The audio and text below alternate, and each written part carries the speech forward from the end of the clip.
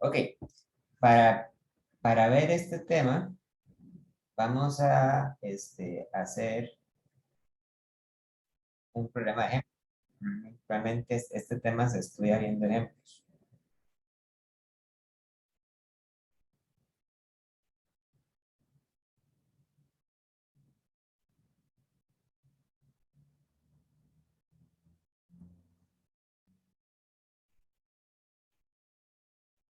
Vamos a hacer el problema número 10 del capítulo 6. Se los acabo de enviar al chat de Telegram. El problema número 6, el problema número 10, perdón, dice, un niño de 40 kilogramos se mece en un columpio sostenido por dos cuerdas, cada una de 3 metros de largo. La tensión en cada cuerda en el punto más bajo es de 350 newtons. Encuentre A, la rapidez del niño en el punto más bajo y B, la fuerza que ejerce el asiento sobre el niño en el punto más bajo. Desprecie la masa del asiento.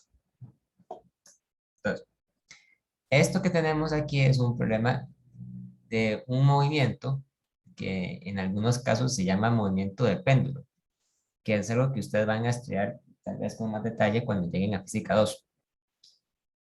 Lo que uno hace cuando estudia el movimiento de un péndulo o de un columpio, en este caso, es primero trazar, bueno, dibujar una línea de referencia que es el techo y trazar luego una línea de referencia que es la vertical y dibujar el columpio.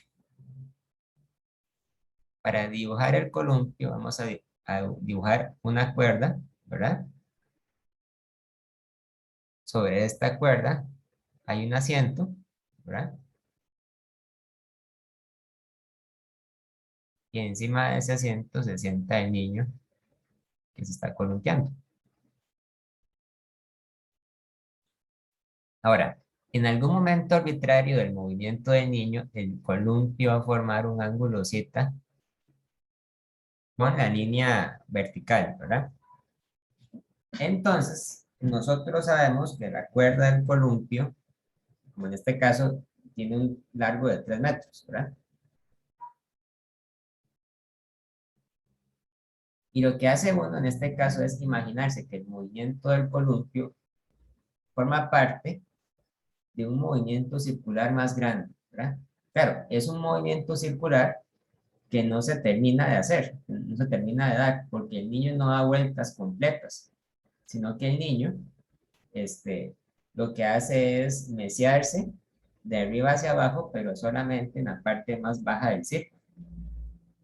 ¿Ok? Entonces, este movimiento es movimiento circular, porque el niño se mueve sobre la línea de un círculo, pero es movimiento circular no uniforme, porque el niño no se mueve a rapidez angular constante. Si el niño se moviera a una rapidez angular constante, el niño podría dar una vuelta, y 2 vueltas, y 3 vueltas, 4 vueltas. Pero como no las da, o sea, como el niño se devuelve hacia arriba y hacia abajo, ¿verdad? Entonces, esto conforma un movimiento circular no uniforme, porque la rapidez angular no es constante. Ni siquiera la aceleración angular es constante, sino que va cambiando con el tiempo.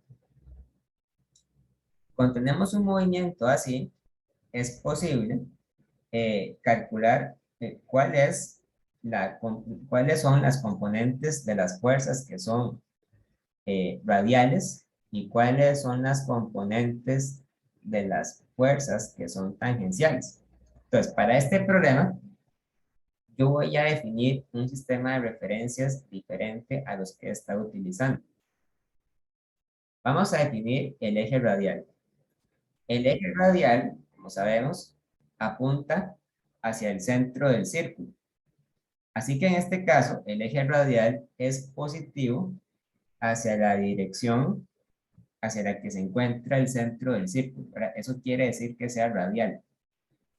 Y vamos a definir un eje que va a ser transversal. O sea, es un eje, ¿verdad? Que es tangencial al círculo. Aquí nosotros nos quedamos con la libertad de decidir cuál de las dos direcciones va a ser la que es la positiva y cuál va a ser la negativa. En eso no hay en eso no hay mucho que decir, o sea, puede ser cualquiera de las dos. Vamos a definir como dirección positiva la dirección hacia la que se está moviendo el niño en este momento. Así que esta va a ser el eje tangencial positivo. ¿Ok? Muy bien. Ahora, vamos a calcular cuáles son las fuerzas que actúan sobre el niño. El niño, en cualquier momento, va a experimentar la fuerza de su peso. La fuerza del peso apunta siempre verticalmente hacia abajo. ¿Ok? Podríamos decir que apunta aquí, verticalmente hacia abajo. Voy a mover el eje un poco más para arriba, no para que me quede a la misma altura que el lugar donde pongo la fuerza.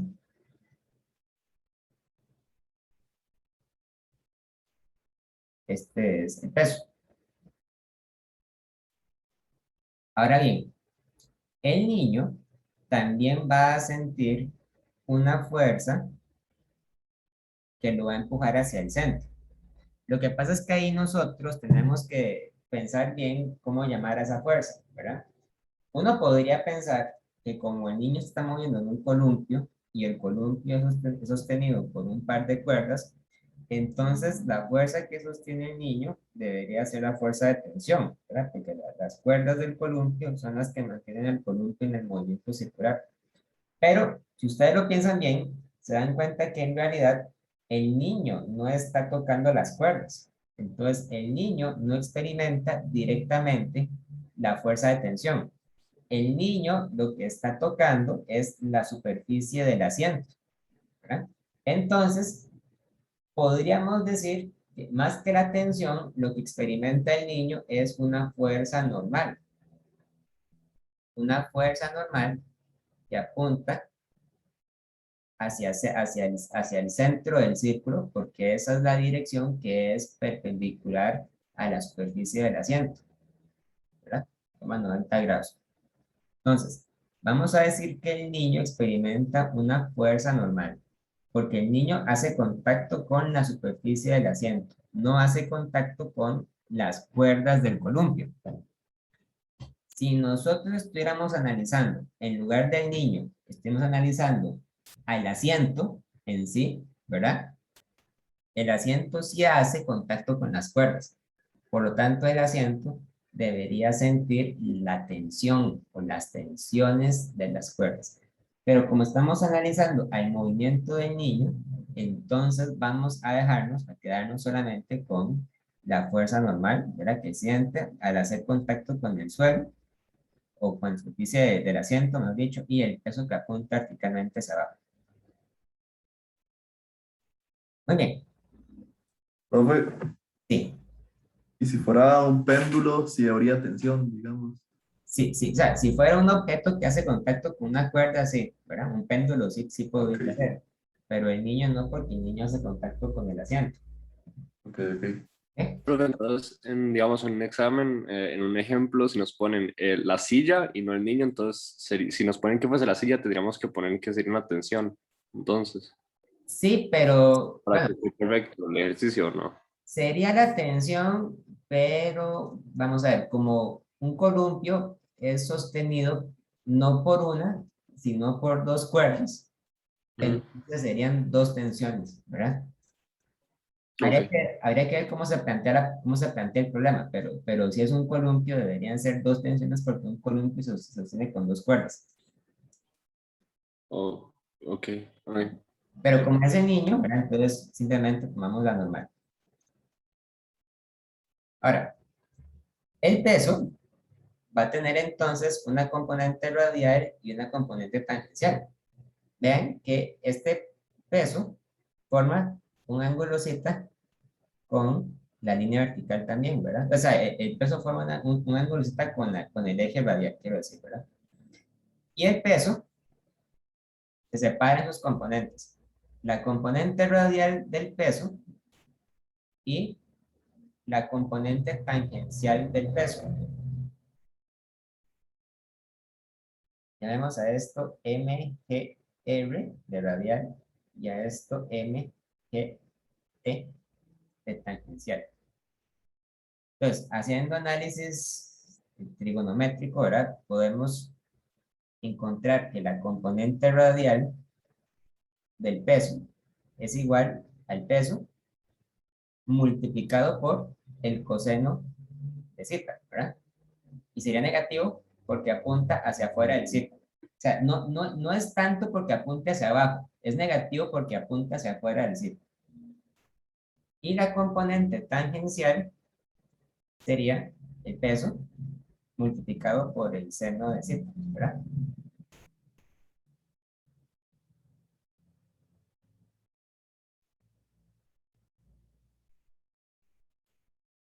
Muy bien.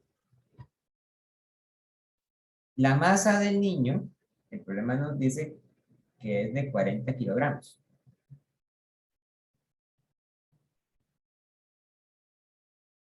Entonces, ahora lo que vamos a hacer es plantear la sumatoria de fuerzas en la dirección radial y en la dirección tangencial, ¿verdad?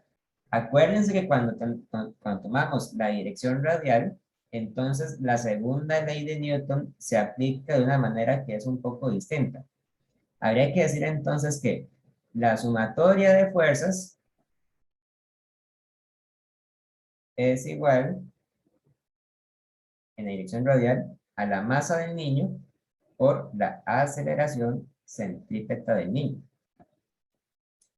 Esta sumatoria de fuerzas, entonces, podemos ver a partir del diagrama que incluye a la normal es positiva, porque la normal apunta completamente hacia la dirección positiva del eje radial, ¿verdad? Porque va para el centro, menos la componente radial del peso. Entonces, esto sería la normal menos mg coseno de zeta es igual a esto.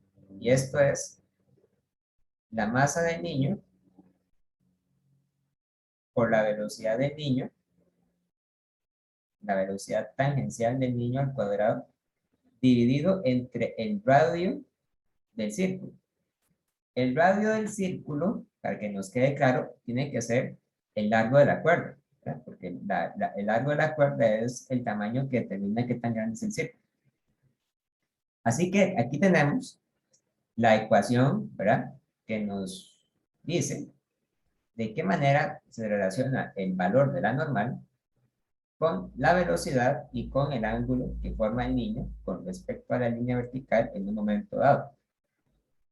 También podemos sacar la sumatoria de fuerzas tangenciales e igualarlo a la masa por la aceleración tangencial. Cuando es la sumatoria de fuerzas tangenciales, no usamos, ¿verdad?, la aceleración centrípeta.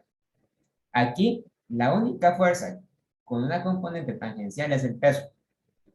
Así que esta ecuación se convierte en masa por gravedad por el seno de zeta es igual a la masa por la aceleración tangencial. Y entonces la aceleración tangencial va a ser igual a la masa, va a ser igual a la gravedad por el seno de zeta. ¿Sí? Y ahí no hay mucho más que decir, ¿verdad? Es simplemente eso.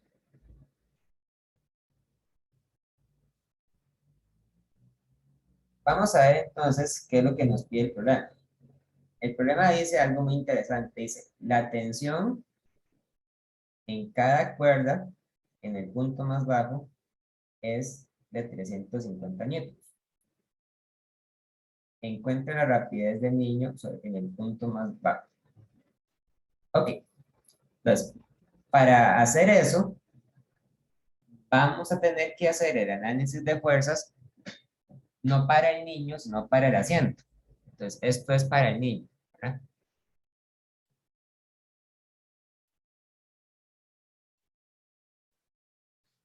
En cambio, si yo me pregunto lo que sucede al asiento,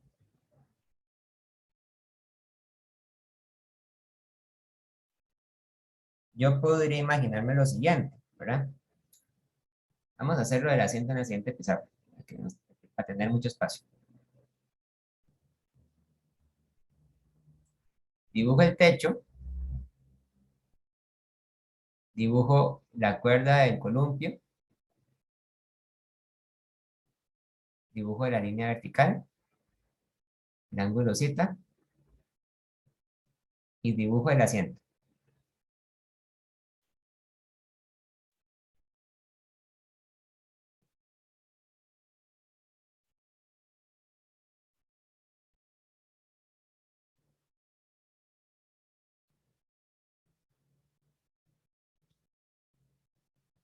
Vamos a considerar el conjunto constituido por el niño más el asiento.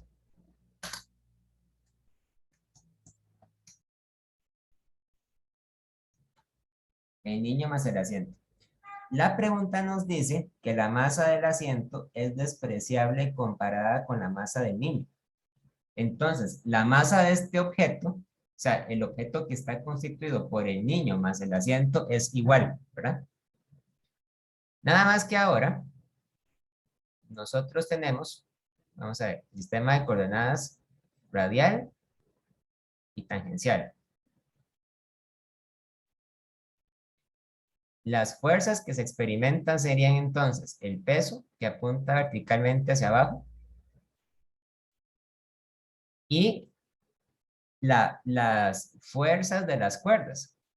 Pero son dos cuerdas, ¿verdad? Entonces sería la tensión, llamémosla la tensión T1 y la tensión T2. Y aquí tenemos el ángulo zeta. Entonces, al aplicar la sumatoria de fuerzas radiales, me queda que esto es igual a la masa por la aceleración centrípeta. Y la sumatoria de fuerzas sería la tensión T1 más la tensión T2 igual, pero menos la componente radial del peso, que sería entonces esta, ¿verdad? Sería mg coseno de zeta y esta sería mg seno de zeta. Entonces sería menos mg coseno de zeta igual a la masa por la velocidad tangencial al cuadrado entre él. Profe, una pregunta, Sí. disculpe. En vez de tener T1 y T2, ¿no podríamos solo poner 2 por T1? Porque no sería la misma tensión para las dos cuerdas. Si asumimos eso, sí. De hecho, eso es lo que vamos a hacer. O sea, el problema nos dice que las tensiones son iguales.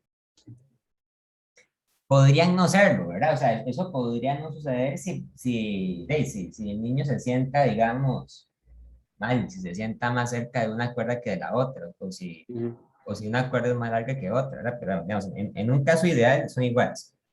ujú, ok, ok. En este caso, profe, digamos, con lo que dijo, complementando con lo que dijo el compañero, por ejemplo, entonces, justamente en estos problemas son iguales, pero usted nos está enseñando el método para aplicarlo, por así decirlo, en cualquier problema. Al caso más general, sí, exactamente. Qué perfecto, muchas gracias. Ok. Muy bien. La masa del niño y del asiento juntas, ¿verdad? Es igual a 40 kilogramos. Entonces, la pregunta dice algo así como que en el punto más bajo, las dos tensiones son iguales a 350 newtons. Vean que en el punto más bajo, ¿verdad? T1 es igual a T2, es igual a 350 newtons. Y además, otra propiedad muy importante que caracteriza el punto más bajo es que en el punto más bajo, el ángulo zeta tiene que ser igual a cero, ¿verdad? Porque en ese momento la cuerda se encuentra completamente sobre el eje vertical.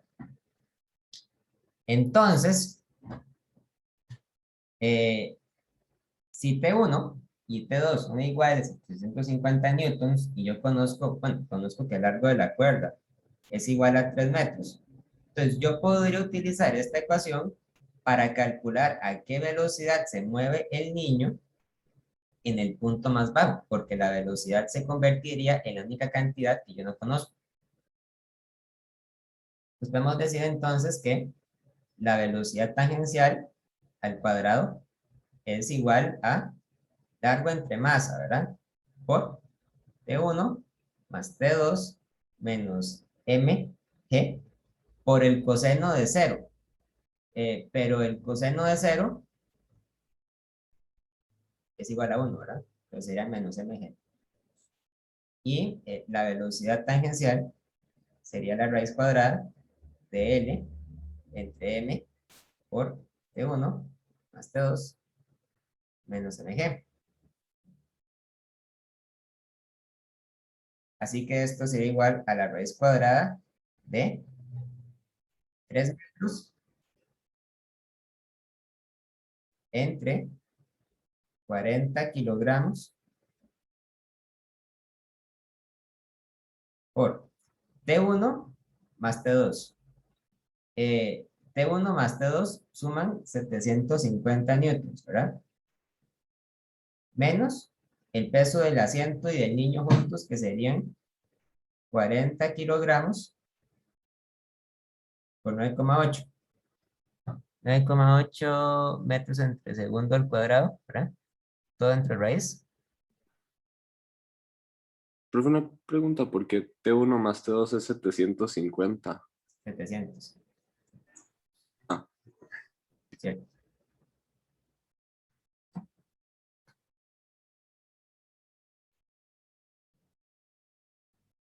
Y eso da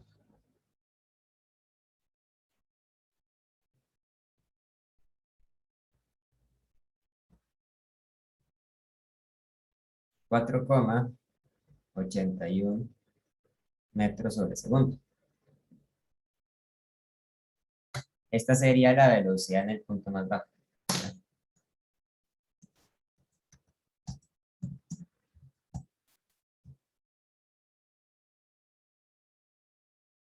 Y esa sería entonces la respuesta a la parte A.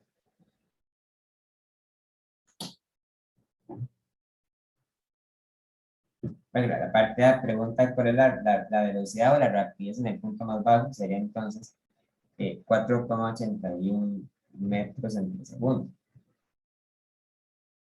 Claro, y ahora la pregunta B es muy sencilla. La pregunta B dice, ¿cuál es la fuerza que ejerce el asiento sobre el niño en el punto más bajo? Pues para calcular esa pregunta vamos a devolvernos a la pizarra anterior. Ahora que sabemos la velocidad. En este caso, cuando hacemos el análisis solo para el niño, ¿verdad? Entonces, nosotros sabemos que la fuerza que ejerce el asiento contra el niño es la normal. Entonces, yo puedo utilizar esta ecuación para despejar la normal. La normal es masa por gravedad por el coseno de zeta más masa por velocidad tangencial al cuadrado entre largo. Vean que nuevamente estamos ante un caso en el que la normal no es exactamente igual al peso, ¿verdad? De hecho, la normal depende del ángulo zeta y depende de la velocidad. ¿Qué fuerza ejerce el asiento contra el niño en el punto más bajo? Bueno, en el punto más bajo,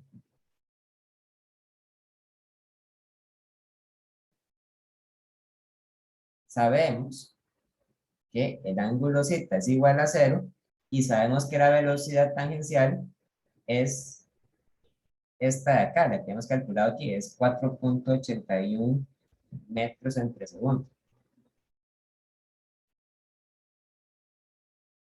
Así que la normal es igual a 40 kilogramos por 9,8 por el coseno de 0 más 40 kilogramos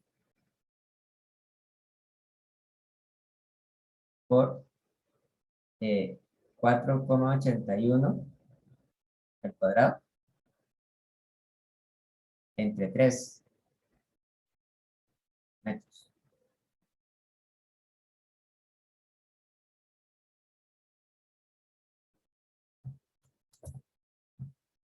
es una fuerza mayor al peso del niño, ¿verdad?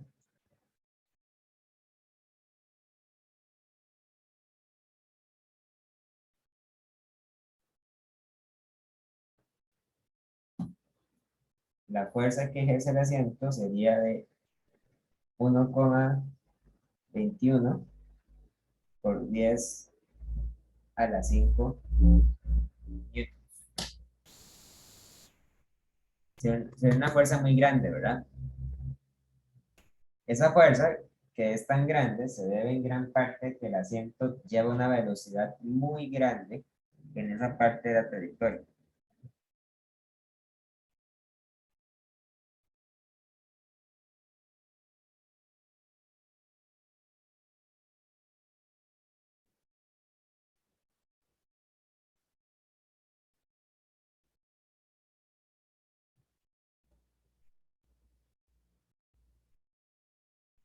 ¿Ok? ¿Alguna pregunta? ¿Alguna duda?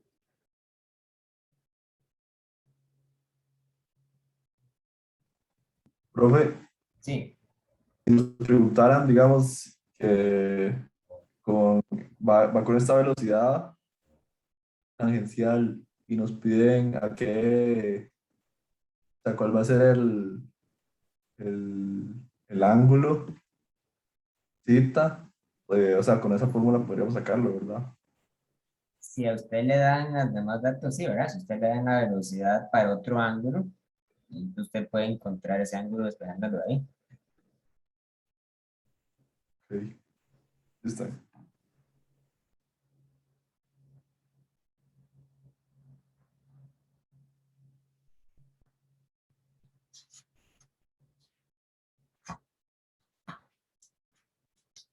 Les recomiendo mucho que vean el ejemplo 6.6 que está en el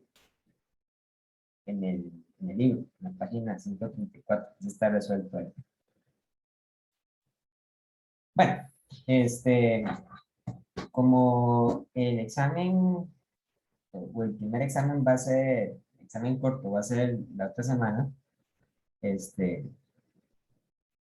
quería decir que como nos sobra tiempo, tal vez podamos ver dudas que tengan ustedes de alguna pregunta, algún problema que no hayan sabido cómo contestar. Entonces, les pregunto, quisieran que yo resuelva algún ejercicio que no hayan podido realizar, alguna duda que tengan en particular con todos los temas que entren en el examen?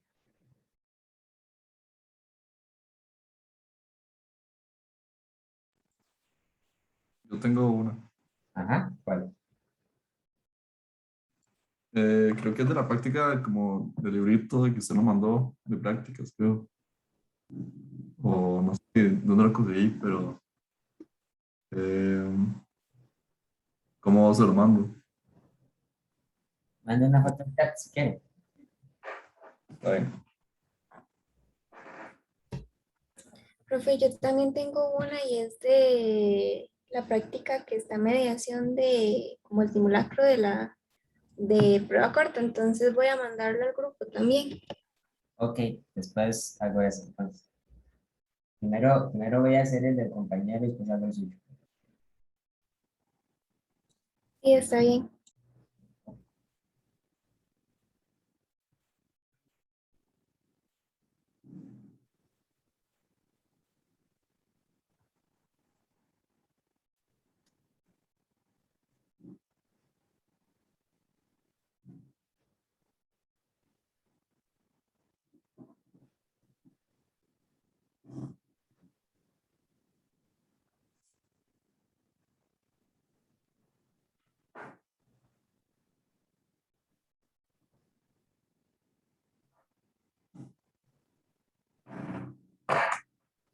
Ahí está, ya lo mandé.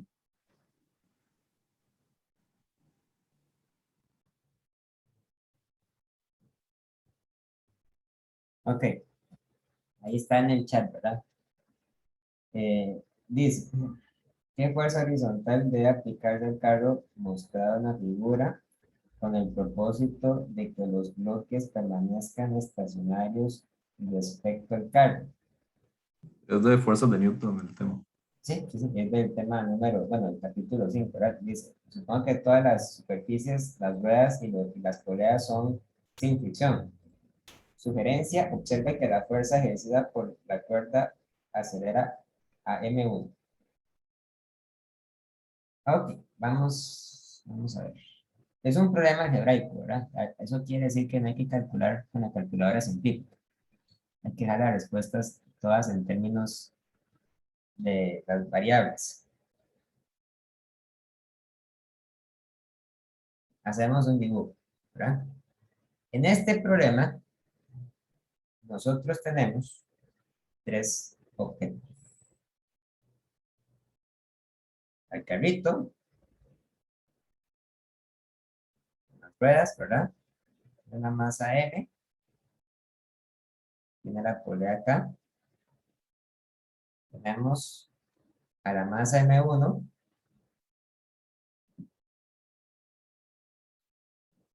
y tenemos aquí, haciendo contacto, a la masa M2. Y hay una cuerda que pasa a través de las dos masas, ¿verdad? Y bueno, aquí a la derecha aplicamos una fuerza,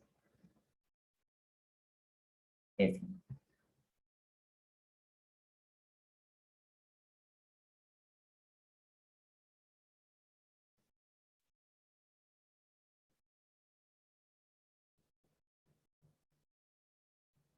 Ok. Cuando uno tiene un sistema con muchos cuerpos, como en este caso, a veces lo que uno puede hacer, que resulta muy fácil, muy conveniente, es tratar a los tres bloques como si fueran uno solo. Pues vamos a hacer justamente eso. Voy a tratar a los tres bloques como si fueran un solo objeto.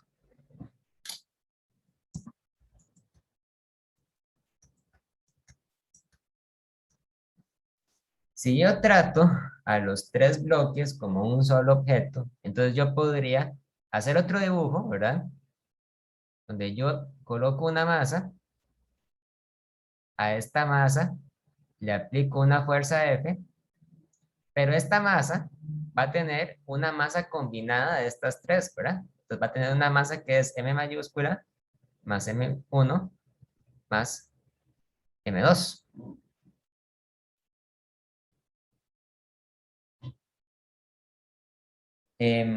Muy bien.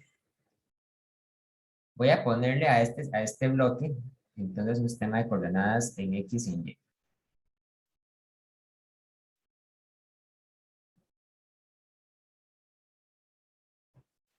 Las fuerzas que actúan sobre el bloque serían entonces la fuerza F que va para la derecha. Voy a dibujarla en color rojo para que se resalte. La fuerza F. El peso que va para abajo.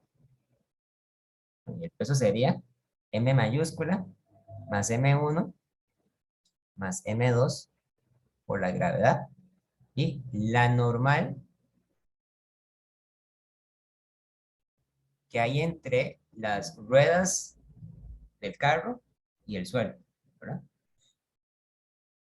En este caso, cuando yo considero a los tres cuerpos como si fueran uno solo, el problema se simplifica mucho, ¿verdad? Pueden ver que cuando yo aplico la sumatoria de fuerzas al eje Y, esto va a ser igual a la masa combinada por la aceleración en Y, ¿verdad? La aceleración en Y tiene que ser cero, porque el sistema no sube ni baja. Entonces, esto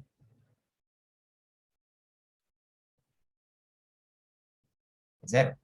Y esto, por lo tanto, quiere decir que la normal menos el peso de todo es igual a cero.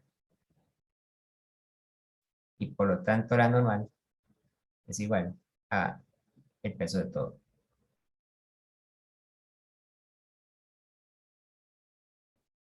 Por otro lado, cuando yo aplico la sumatoria de fuerzas en X, tiene que ser igual a la suma de las masas por la aceleración en X. Y la suma de las fuerzas es solamente la fuerza F. Entonces F es igual a la suma de las masas por la aceleración en X. Pero ahí nosotros no sabemos todavía qué valor tiene la fuerza, ¿verdad? Y qué valor tiene la aceleración.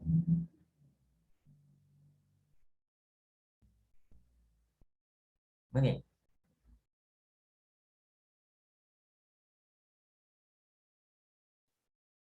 Vamos a dejar esto por aquí. Un momento. A esto lo voy a llamar la ecuación 1 y a esto lo voy a llamar la ecuación 2. Observen que esta fuerza normal que yo identifiqué acá es entonces la normal que aparece del contacto entre las tres masas y el suelo. ¿Sí? Esa es la normal. Ahora, lo que yo voy a hacer es análisis de fuerzas, pero sobre la masa M1 únicamente. ¿Cuáles son las fuerzas que actúan sobre la masa M1? Bueno, las fuerzas que actúan sobre M1 son su propio peso. También hay una normal debido al contacto de M1 en mayúscula. Pero ojo, esa normal es diferente a la normal que yo acabo de calcular aquí, ¿verdad? La normal N es la normal que aparece debido al contacto entre las tres cajas juntas y el suelo. Mientras que la normal N1 es la fuerza que aparece debido al contacto entre la masa M1 y la masa M mayúscula. Y por otro lado, como la masa M1 se encuentra sujeta a esta cuerda, experimenta una tensión T que no conocemos todavía. Tal vez para tener esto más claro, voy a hacer un diagrama por aparte en la siguiente pizarra. Entonces, vamos a colocar a la masa M1. Voy a dibujar los ejes.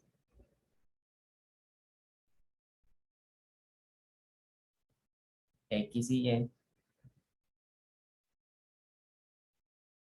Aquí va a estar el peso, aquí va a estar la tensión y aquí va a estar la normal N1.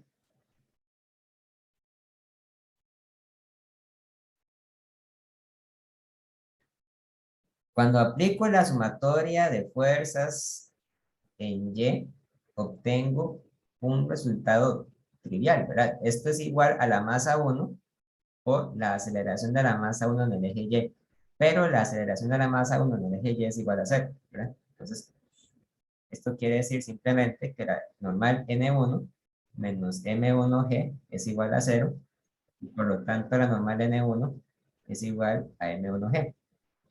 Más interesante es lo que ocurre con la sumatoria de fuerzas en el eje X.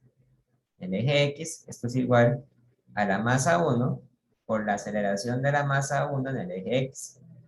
Y la única fuerza que está actuando en el eje X es la tensión. Entonces tengo que la tensión es igual a la masa 1 por la aceleración de la masa 1 en el eje X. Vamos a dejar esto así por un momento. Esta va a ser la ecuación 3 y esta va a ser la ecuación 4. ¿Ok? Por último, voy a hacer análisis de fuerzas a la masa 2. La masa 2 experimenta su propio peso hacia abajo, ¿verdad? También experimenta una tensión hacia arriba. Y muy importante, la masa 2 hace contacto con la pared lateral de la masa M. Entonces, eso quiere decir que experimenta una normal horizontal, ¿verdad? Es horizontal porque la normal siempre apunta en la dirección perpendicular al contacto entre las superficies. Entonces, esta va a ser la tensión T esta va a ser la masa va a ser el peso M2G, y a esta normal la voy a llamar la normal N2, para distinguirla de la normal N1 y la normal N, ¿verdad? La normal N es debido al contacto de las tres cajas con el suelo. La normal N1 es debido al contacto de la caja M1 con la caja M mayúscula. Y ahora la normal N2 va a ser debida al contacto entre la caja de masa M2 y la caja de masa M mayúscula. Voy a hacer el diagrama de fuerzas para la masa M2, aquí por aparte. Entonces yo tengo la masa M2,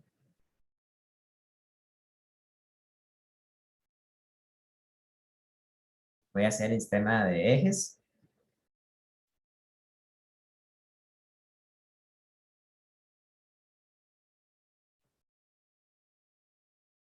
¿Sí? Entonces tengo las siguientes fuerzas: el peso, la normal y la tensión.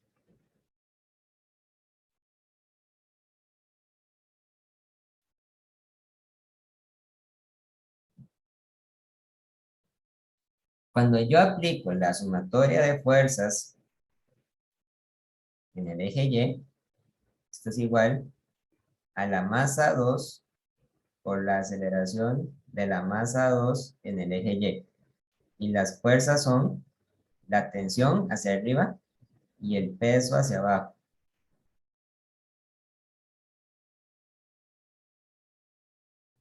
Y en el eje X, la única fuerza que está actuando es la normal N2. Entonces esta ecuación se convierte en la normal N2 es igual a la masa M2 por la aceleración de la masa 2 en el eje X. ¿Ok? Muy bien. A esta ecuación la voy a llamar la ecuación 5 y a esta la ecuación 6. Entonces, en resumen, tengo las siguientes ecuaciones. La ecuación 1 decía que la normal era igual a la suma de todos los pesos. La ecuación 2 dice que la fuerza F que yo aplico es igual a la suma de todas las masas por la aceleración de todas las masas en el eje X. La ecuación 3 dice que la normal N1 es igual al peso de la masa 1. La ecuación 4 dice que la tensión de la cuerda es igual a la masa 1 por la aceleración de la masa 1 en el eje X. La ecuación 5 dice que la tensión menos el peso de la masa 2 es igual a la masa 2 por la aceleración de la masa 2 en el eje Y. Y la ecuación 6 dice que la normal N2 es igual a la masa 2 por la aceleración de la masa 2 en el eje X. Hasta este momento, las 6 ecuaciones que yo tengo aquí son completamente generales. Pero el problema nos pide que las masas se deben mover todas juntas. Si yo quisiera que las masas se muevan todas juntas, yo debo vigilar que se cumplen algunas condiciones. Para empezar, si las masas se mueven todas juntas, eso quiere decir que la masa 2 no debe bajar ni tampoco debe subir sobre la superficie de la masa m. Por lo tanto, esto requiere que la aceleración vertical de la masa 2 tiene que ser igual a 0. Pues la aceleración A2y tiene que ser igual a 0. Es decir, esto es igual a 0, ¿verdad? Y otra cosa muy importante también es que la aceleración en X de las tres cajas debe ser igual. Entonces yo puedo decir que la aceleración de la masa 1 en el eje X debe ser igual a la aceleración de la masa 2 en el eje X y debe ser igual entonces a la aceleración en el eje X.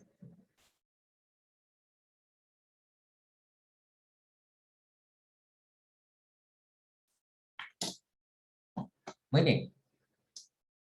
¿Qué hago ahora? Lo primero que puedo hacer es agarrar la ecuación 1, perdón, la ecuación 5, y decir que entonces la tensión menos el peso de la masa 2 es igual a 0. Por lo tanto, la tensión es igual al peso de la masa 2, ¿verdad? Luego puedo agarrar la ecuación 4. La ecuación 4 dice que la tensión es igual a la masa 1 por la aceleración de la masa 1 en el eje X. Pero ahora esto es simplemente igual a la masa 1 por la aceleración X. Y como la tensión es igual al peso de la masa 2, entonces M2G es igual a M1 por AX. Por lo tanto, la aceleración en X tiene que ser igual a M2G entre M1. Y ya con esto casi terminamos. Que no parezca. Lo último que tenemos que hacer es calcular la fuerza F usando la ecuación número 2. La ecuación número 2 dice que la fuerza F es igual a la suma de todas las masas por la aceleración X. Pero yo ya sé que la aceleración en X es esto de acá. La aceleración en X es igual a M2 por G entre M1. Por lo tanto, la fuerza aplicada debe ser igual a la suma de las masas por la masa 2 por la gravedad entre M1. Y ahí está la respuesta. Encontramos la solución en términos únicamente de las masas. ¿Hay alguna duda, alguna pregunta? Profe, yo tengo una pregunta, pero ¿se puede volver a la primera pizarra de ese ejercicio? Es así, rápida la pregunta. Sí. Es que, digamos, hay otro ejercicio donde hay que analizar, bueno, por aparte cada cuerpo de la masa 1, la masa 2 y la masa, bueno, la que está en mayúscula, la M mayúscula. Pero hay una parte donde la fricción apunta hacia abajo. Ocupo saber cómo es eso, como más empírico. Digamos, en la masa M2 sí apuntaría hacia arriba porque M2 está como cayendo, entonces se opone la fricción. Sí, claro. Pero, Ajá, entonces, ajá, ajá. sí. Digamos, la que quiero saber es por qué la M mayúscula apunta hacia abajo si no tiene ningún movimiento. No, Digamos, M. no tiene movimiento, pero sí siente la fuerza. Y apunta hacia abajo debido precisamente a la tercera ley de Newton, ¿verdad? Usted podría decir que la fuerza de fricción es como la fuerza de acción. Entonces, la masa M debe sentir la reacción, que es igual, pero hacia el sentido opuesto, o sea, hacia abajo. Ah, bueno, sí, ya ahora sí me aclaró la duda. Que tiene sentido Gracias. cuando uno lo ve desde ese punto de vista, ¿verdad? Que tiene que aparecer debido a la tercera ley de Newton. Sí, sí, pero tiene sentido. Ok, bueno, vean, demos un recreo de 10 minutos, volvemos a las 4:02 y hacemos el problema que dio la compañera. Vamos a poner pausa.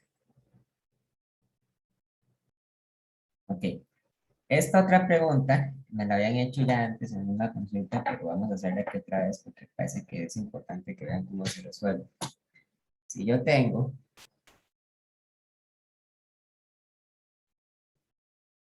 una mesa, una polea,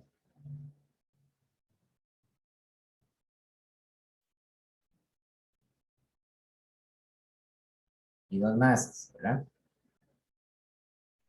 Vamos a considerar primero el caso general en que las dos masas tienen un algebraico. Entonces a esta le voy a poner M1 y a esta M2. M1 es igual a 5 kilogramos y M2 es igual a 9 kilogramos. Hay que hacer el análisis de cuerpo libre para los dos bloques. Para hacerlo rápido, voy a hacer los dos análisis justamente encima de este dibujo. Entonces, a la masa 1 y a la masa 2 les vamos a dar a cada uno un eje X y un eje Y. X, Y, X, Y. ¿Cuáles son las fuerzas que experimenta la masa 1? La masa 1 experimenta el peso hacia abajo, la normal hacia arriba, y experimenta una fuerza que la tira hacia la derecha, que es la tensión. Pues a esto lo voy a llamar M1G, a esto lo voy a llamar la normal N, y a esta lo voy a llamar la tensión T. La masa 2, por otro lado, experimenta su propio peso hacia abajo y la normal hacia arriba. La normal no, perdón, es la tensión T hacia arriba porque la masa 2 hace contacto con la cuerda. M2G y T. Y hacemos el análisis de fuerzas o hacemos la segunda ley para cada una de las masas. Para la masa 1,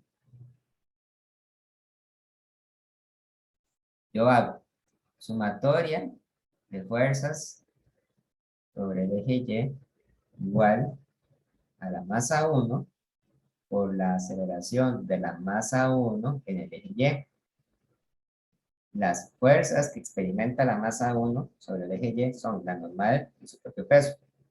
Entonces ponemos la normal menos el peso es igual a la masa 1 por la aceleración de la masa 1 en el eje Y.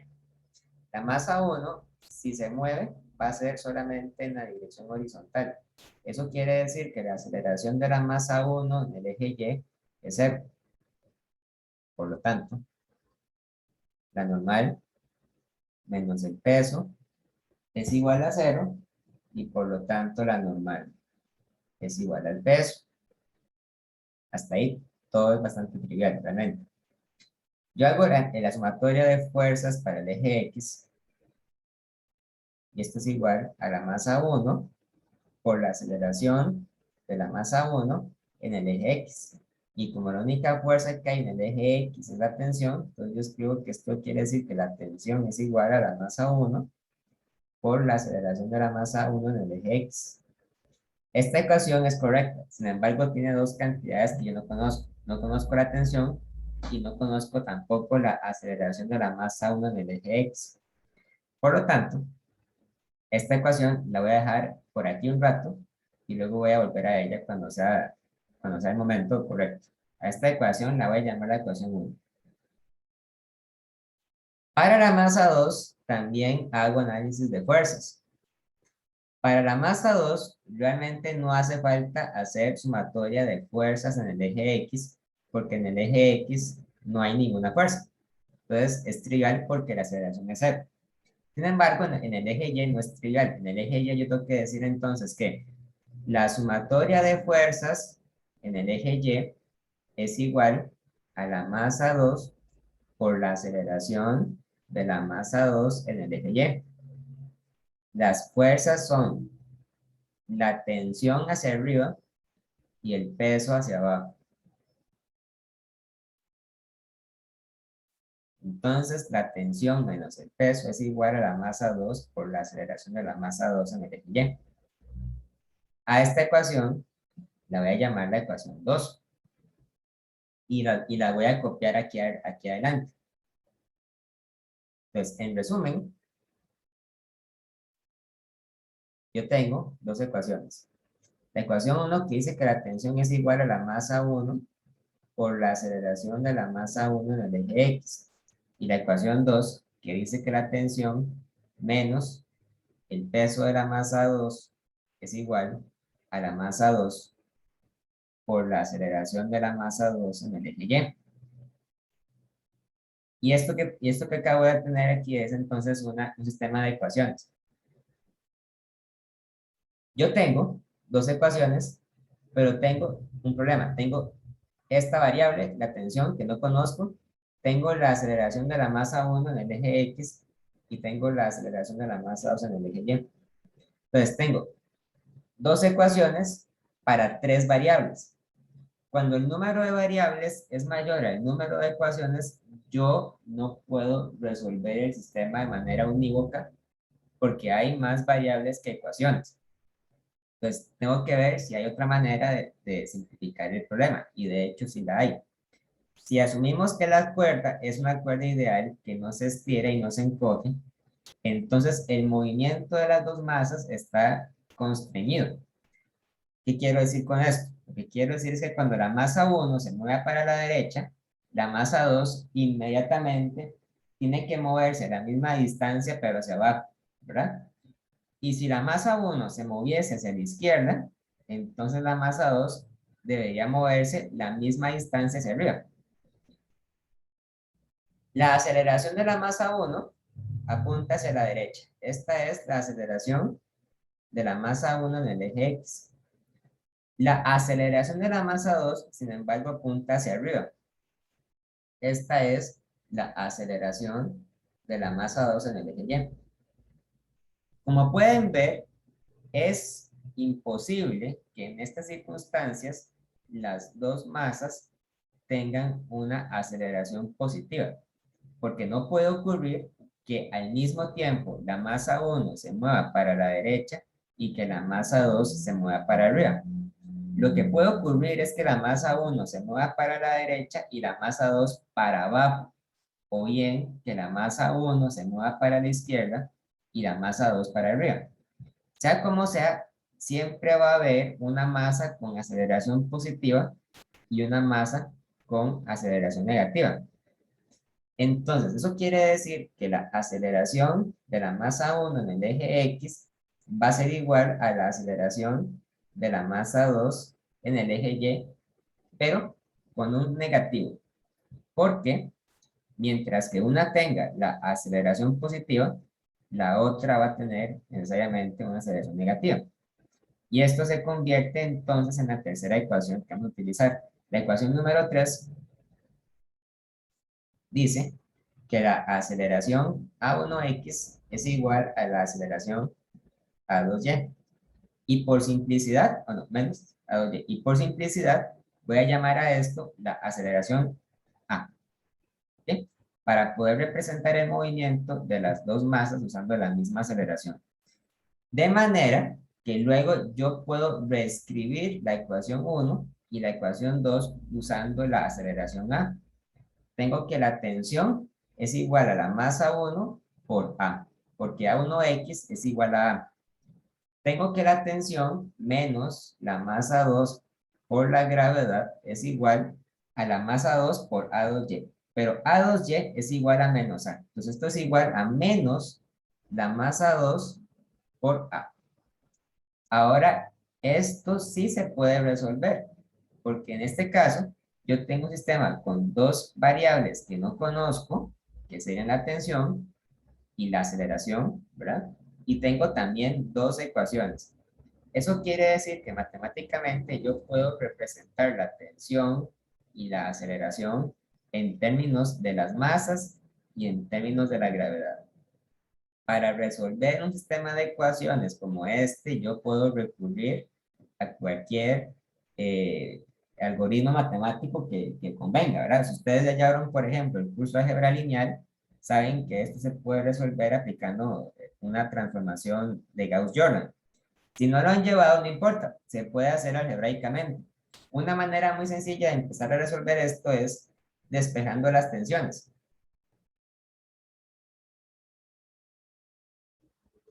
Despéjate. Entonces, la ecuación 1 y la ecuación 2 quedan así. La ecuación 1 es simplemente tensión igual a la masa 1 por la aceleración. La ecuación 2, sin embargo, cambia y la vamos a escribir como la tensión igual a la masa 2 por la gravedad menos la masa 2 por la aceleración. Y por lo tanto, ¿cómo? La tensión, evidentemente, es igual a la tensión, entonces el lado derecho de esta ecuación tiene que ser igual al lado derecho de esta otra ecuación. Así que la masa 1 por la aceleración es igual a la masa 2 por la gravedad menos la masa 2 por la aceleración. Hice todo esto para quedar con una ecuación que dependa únicamente de la aceleración y no de la tensión. Así ya puedo calcular qué valor tiene la aceleración, haciendo un despeje matemático. Voy a hacer el despeje matemático y identificar. Tenía entonces que la masa 1 por la aceleración es igual a la masa 2 por la gravedad menos la masa 2 por la aceleración. Esto queda como que la masa 1 por la aceleración más la masa 2 por la aceleración es igual a la masa 2 por la gravedad.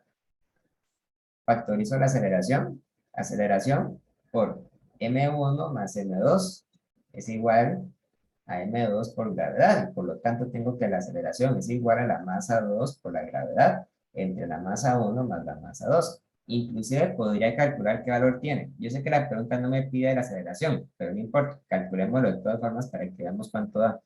La aceleración de este sistema es igual entonces a la masa 2, que es igual a 9 kilogramos, por la gravedad, que es 9,8,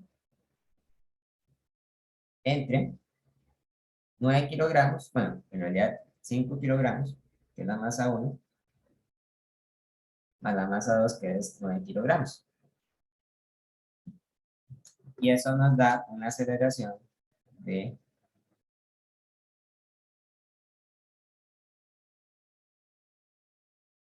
6,3 metros entre segundo al cuadrado. Pero la pregunta pide la tensión. Para calcular la tensión, yo tengo que utilizar este resultado que ya tuve para la aceleración. Podría utilizar, por ejemplo, la ecuación 1. La ecuación 1 dice que la tensión es igual a la masa 1 por la aceleración. Y como yo ya sé que la aceleración es esto, entonces puedo decir que la tensión es igual a la masa 1 por la masa 2 por la gravedad entre la masa 1 más la masa 2. Entonces es igual a 5 kilogramos por 9 kilogramos por 9,8 dividido entre 5 kilogramos más 9,8 más 9 kilogramos.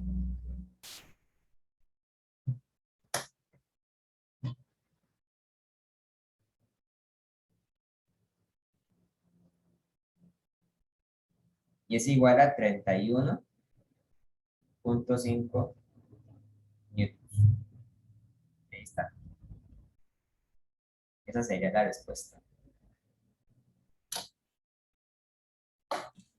Gracias, profe, y ahora sí la entendí. ¿Okay? Muy bien. De hecho, viendo las opciones, pareciera que ninguna es correcta, ¿verdad? Entonces, sería la opción B. Ninguna de las propuestas es correcta.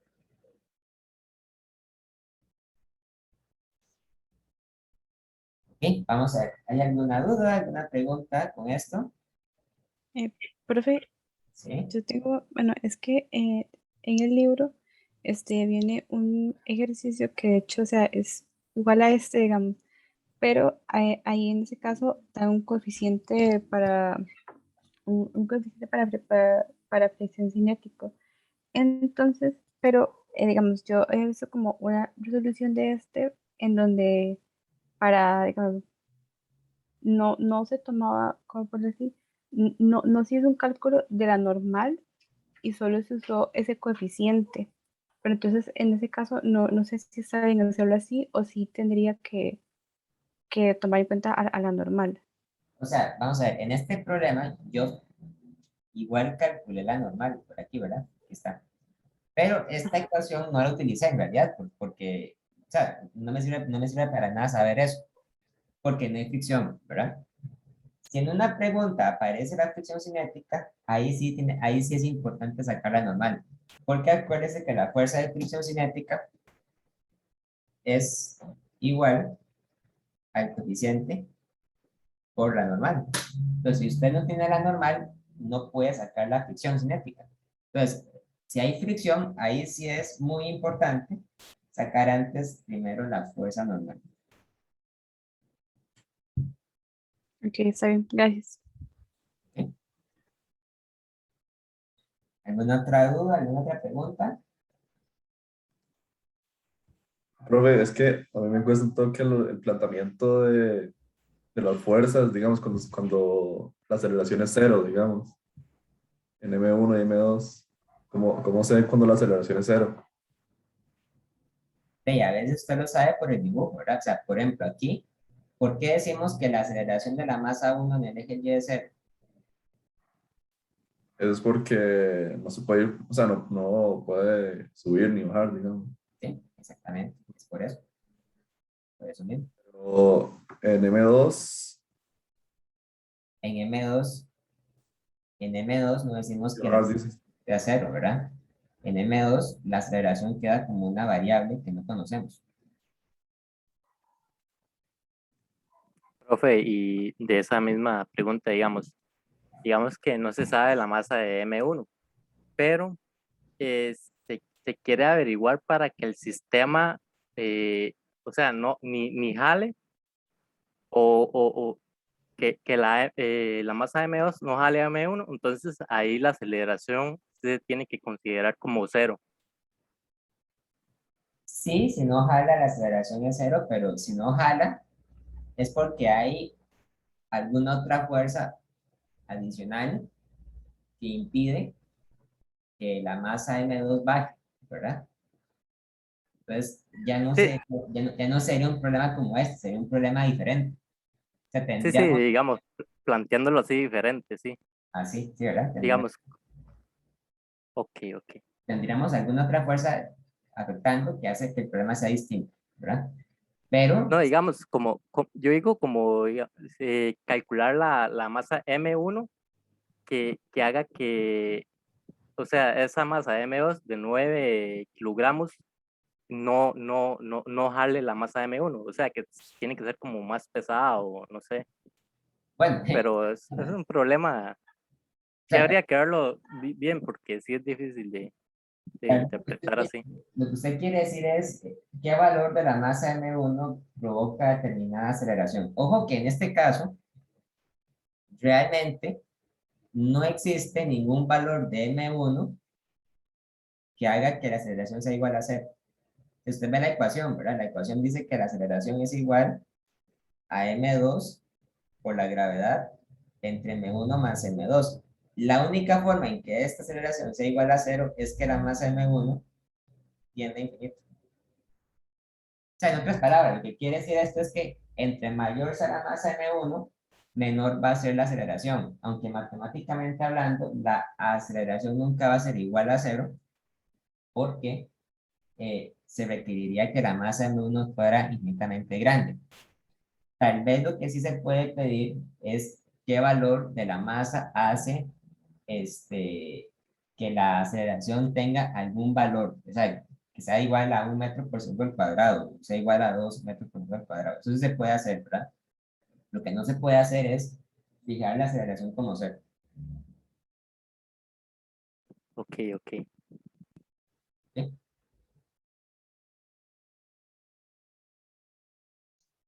Profe, ¿Sí? yo tengo una pregunta con una que mandaron al grupo de cineros que ofrece la U. No sé si la puedo mandar por el grupo.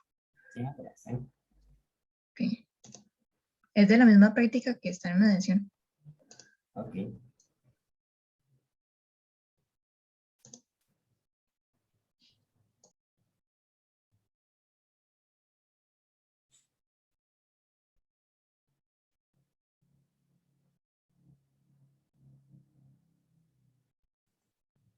Profe, en el quiz todas las preguntas son así de cálculos.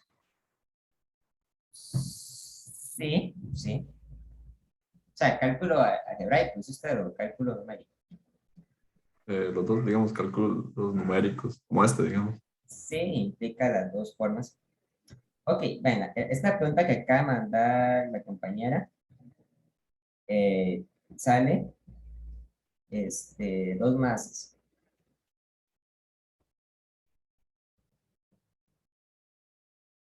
Una es más grande que la otra, ¿verdad? Sabemos que M2 es igual a 10 kilogramos,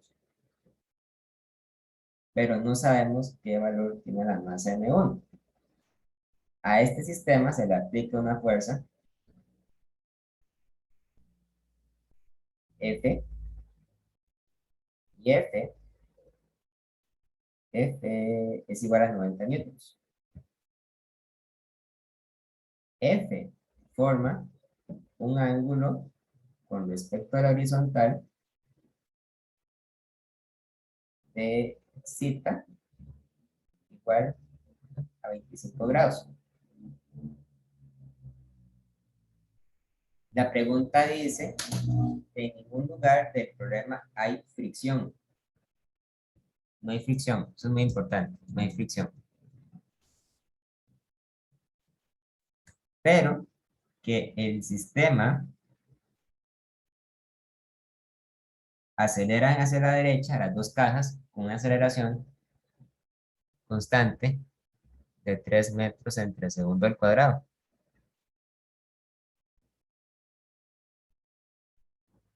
¿Qué valor tiene la masa M1?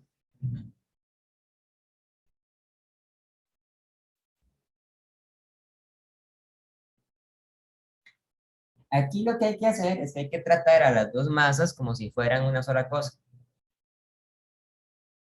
O sea, hay que tratarlas como si fueran una sola caja. Entonces voy a hacer otro diagrama. En este diagrama hay solo una masa, pero la masa de esta caja es igual a M1 más M2. Igual, se aplica la fuerza F de 90 newtons, que forma un ángulo de 25 grados con la horizontal.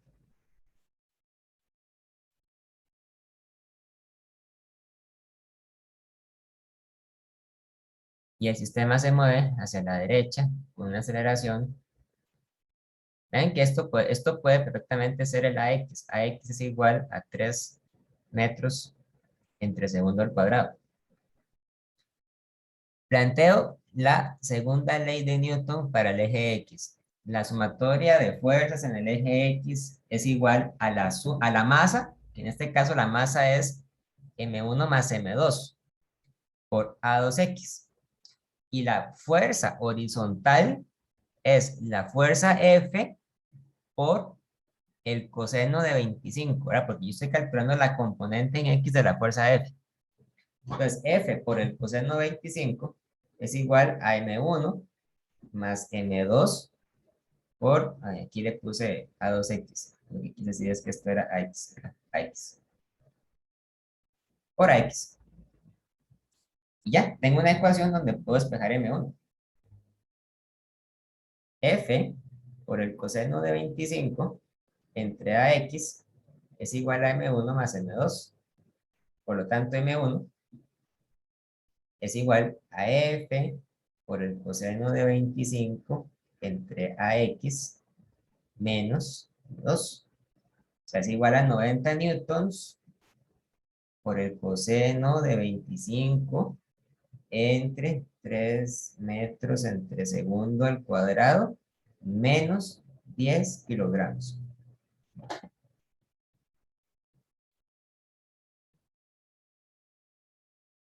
Y eso da 17.2 kilogramos. O sea, es un problema donde la variable que hay que despejar es la masa, porque ya nos dan la fuerza y ya nos dan, de alguna forma, la aceleración.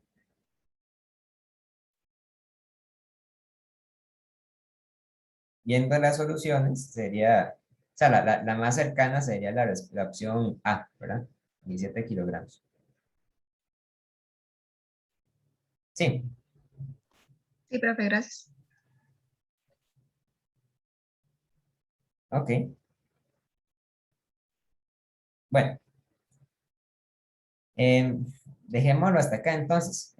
Si tuvieran alguna duda de aquí al domingo, inclusive podríamos verla. Sí les voy a advertir una cosa, el lunes y el martes de la otra semana no voy a dar consulta por orden del coordinador, ¿verdad? Para no intervenir en el tiempo de exámenes.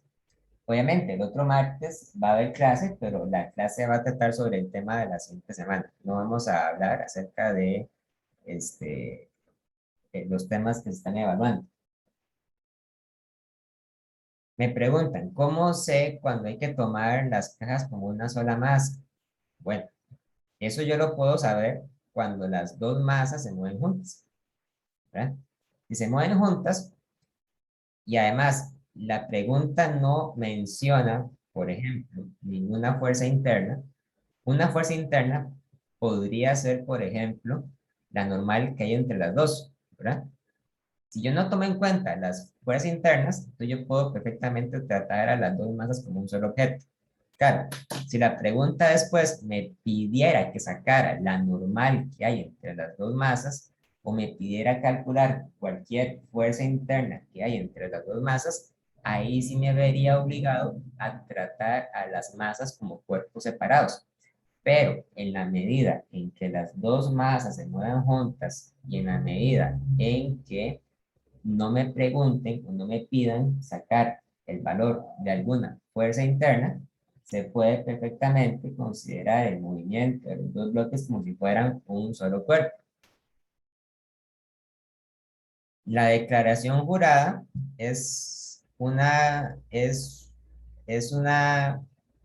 va a ser como una pregunta de respuesta corta que va a aparecer en el examen donde les van a pedir que ustedes escriban en la computadora. Yo, fulanito de tal, carnet tal y tal, ¿verdad?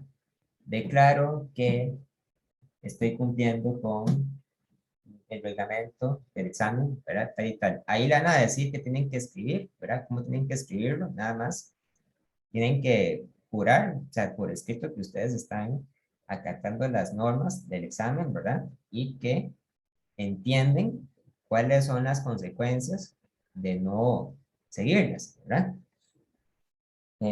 Obviamente, ¿verdad? Nosotros entendemos que para nosotros, los profesores, es muy difícil verificar que uno por uno, que todos estén cumpliendo con las reglas.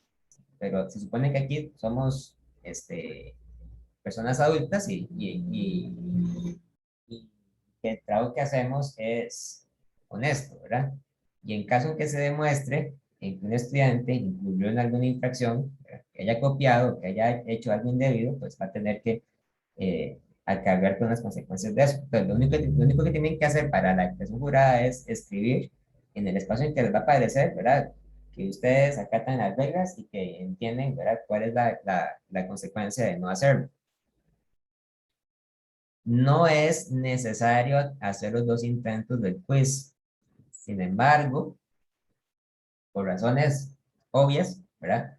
Se les insta a que lo hagan los dos para aumentar sus probabilidades de sacar una mejor nota.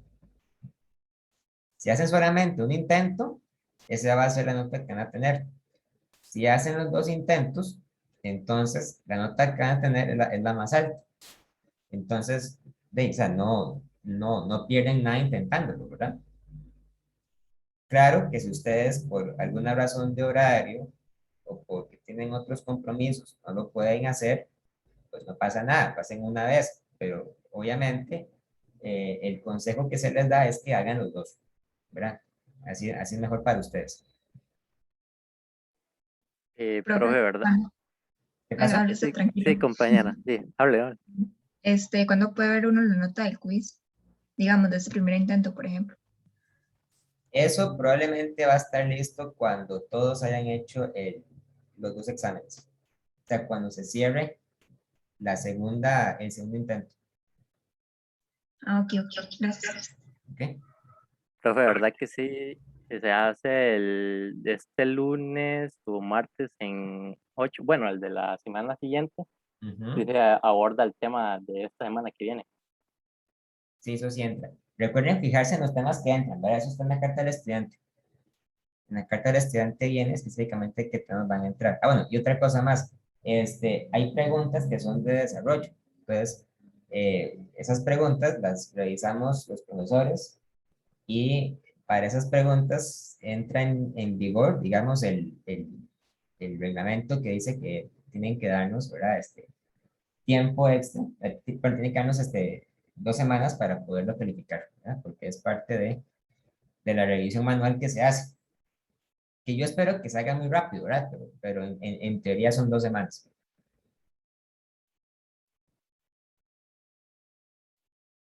Bueno, si no hay más dudas, pues dejémoslo hasta acá. Les deseo muchos éxitos en la prueba. Espero que les vaya muy bien, ¿verdad? Y nos vemos entonces el otro martes. Hasta luego. Hasta luego, profe. Hasta luego, profe. Chao. Luego. Gracias, profe. Chao, profe, gracias. Chao, gracias.